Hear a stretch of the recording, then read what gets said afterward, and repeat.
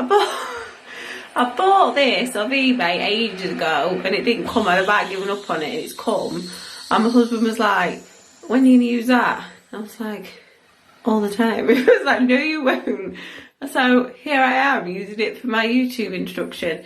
And then I say to him, see, I used it. Right, anyway. To apologise. This is Homeschool Room 101. If you don't know what that is, there was a programme on the telly called Room 101 and these celebrities had to come on. They were given like different categories, and for each category they had to say something that they hated. There was a pet hate, just something they wanted to have a little whinge and a moan about, that they'd like to be banished to Room 101, and then the presenter decided if it was worthy of being banished to Room 101 or not. So this is the homeschool edition. It's a collaboration. There's me, the Richardsons Simple Living, and Home Ed looks like this.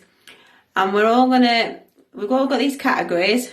And we're gonna say what our little pet hate is, our little whinge and whine out of each category is, the thing that we want banishing to Room 101. So watch all three, watch the whole collaboration. You can decide for yourselves who made the best arguments and who just waffled on and who's just crazy and a thing on their head.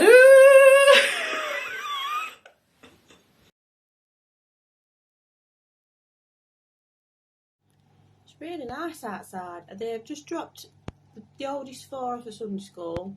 The baby's asleep.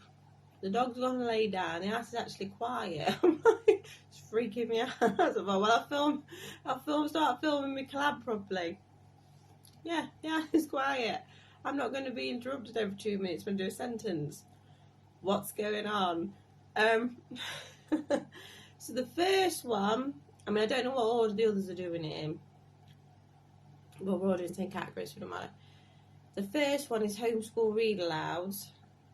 I love reading to my kids, and I generally love all the books, but there's a book series I'm not keen on. The kids love it. It's fabulous that the kids love it, which is why I keep reading them when they ask me to. But there are 1,000 other books out there I'd rather read than Beast Quest. I think they wrote about some good Adam Blade. I should know by now, but basically Beast Quest, they come out with ridiculous things like, by the blood in my veins, I will stop this, and stuff like that. And every time, the same thing happens in every book. There's this beast that's trashing something. They turn up on their horses with the swords, bash it about a bit, get rid of it, or disarm it, or whatever. And then they go, the adventure continues, and they publish another book of it. I was contemplating putting in Rent a Bridesmaid by Jacqueline Wilson. It's actually a pretty decent book, but the thing is, Beanie's obsessed with it. We've read it again and again and again. And last time he went to pick it, I was like, Beanie, pick something else. Pick something else.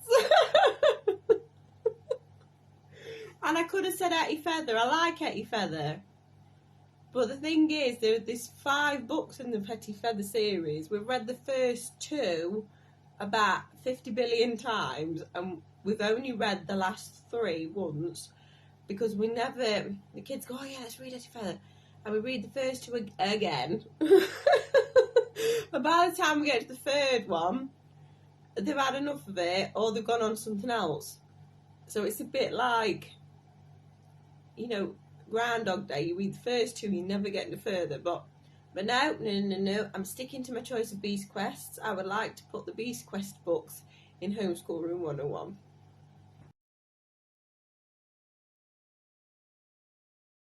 Homeschool Subject. I mean, I thought, you know, dead on is going to be maths, because I hate maths. I've never found an enjoyable way to teach maths. I'm not very good at maths. Well, I am good at maths. I'm just not good at all this maths that you're never going to use in real life. And I think, should I be teaching it or not? Because what if they do end up using it? So I was going to say maths, but I'm not now. I'm picking, and I'm sticking with this, I'm picking poetry. I don't like poems. My kids don't like poems. We sort of made to feel like perhaps you ought to teach them. They don't make any bloody sense off of them. I did try that poetry tea time once that some of them do, because I thought, well, if we sat down and, you know, there's drinks and sweets and things on offer, they might sit still and listen. But the one time I did poetry tea time, I had to Google lots and lots of short poems about poo and scabs and snot and stuff that the boys would actually listen to. And it was a case of racing through the poems as quick as I could, so that we didn't run out, so that we'd heard the poems by the time they finished stuffing their faces, but they wanted to go off and do something else. It was totally pointless.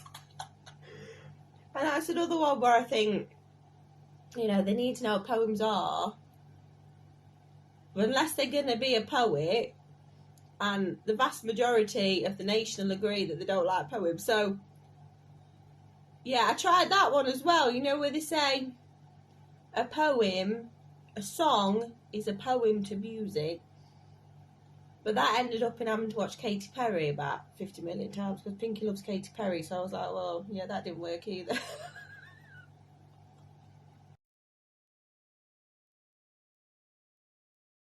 Homeschool Supplies. This is Maria from Richardsons Simple Living's idea. So, and what am I going to say? I have no idea. I know what I'm going to say. The lids on felt tips.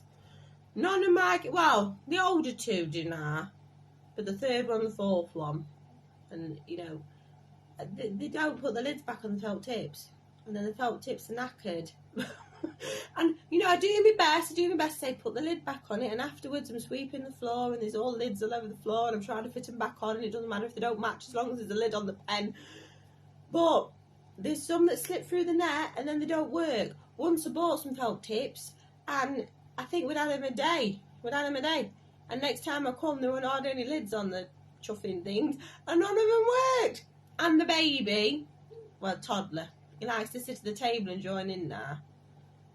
So I have to make sure there's no lids around him, so I don't want him to choke on one. So felt tip lids. I tell you what else I could say. Staplers. The stapler never works. It always breaks. Oh, what else? Oh! Pencil sharpeners. I tell you why.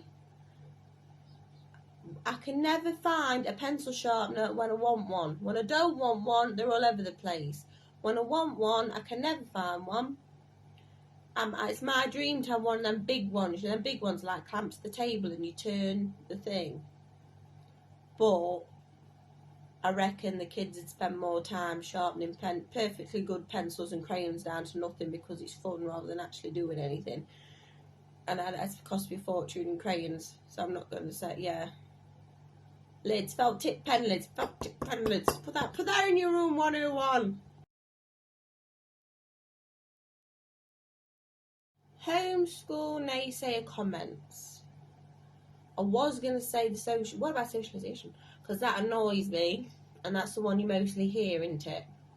And that's the one where you can explain it till the cows come home, and folks still don't get that just because the kids don't go to school, they're still able to socialise. But I think the one I am going to go for is when they say that if you don't go to school, you're not going to be able to have a job when you're grown up, or if you don't go to school and do your GCSEs, you won't have a job when you grow up. And it's like we still seriously believe in that, are we? We're still seriously spinning that one, are we? And a lot of gets me is a lot of these people that say these things, especially if you know them personally. They're people who capped off majority of times at school, or you know the best about to death while they was at school, or they didn't even do the GCSEs, and they're perfectly successful. Successful as in they're happy, they've somewhere to live, they're paying their bills, they've got a family. Perfectly successful, functioning adults, and they still believe that if you don't have A-star GCSEs, you're not going to get a job. And they still believe that if you don't go to school day in, day out, you won't be able to have a job when you're grown up. What? I have got GCSEs and A-levels, And it got to a point where I was applying for jobs and they was just saying to me, what are you applying for this for your qualifications? And I wouldn't get it. Every job I've got, I've put on the thing minimal qualifications, or I've not put down any qualifications. It's an absolute lie. Unless you're doing something like, let's put it in context. You're not going to get a job as a doctor unless you've got X amount of qualifications. But to board banks say right across the board, you're not going to get a job at all unless you have got GCSEs, or you've been to school all day every day, or you've had 100% attendance at school. It's all, I'm trying not to swear. It's rubbish. So, but does that come under one comment? Do you know? Yeah, well, I'm putting that in Homeschool Room 101. This thing about, they'll never have a job when they grow up. They'll never have a job when they grow up.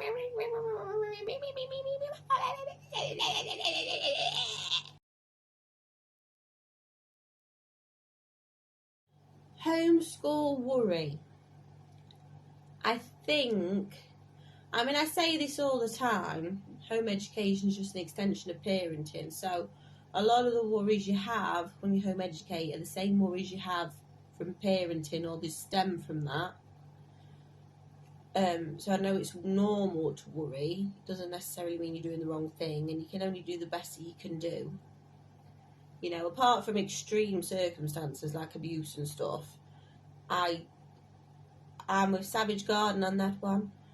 Your parents did the best job they knew how to do. So, but I think my homeschool worry is that you're never 100% sure you're doing the right thing.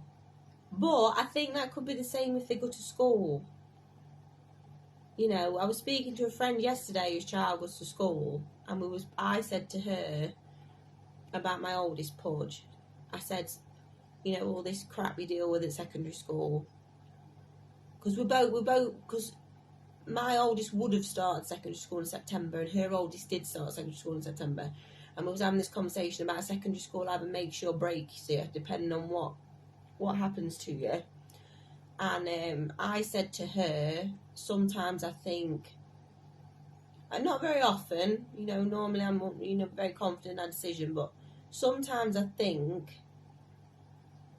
you know, those awful things you go through at secondary school, am I doing the right thing not making him go through that? And other times I think, yeah. And she said that she's the same. Sometimes she thinks, should I be putting him through this, sending him to secondary school? So either way you're going to worry, either way you're not going to know.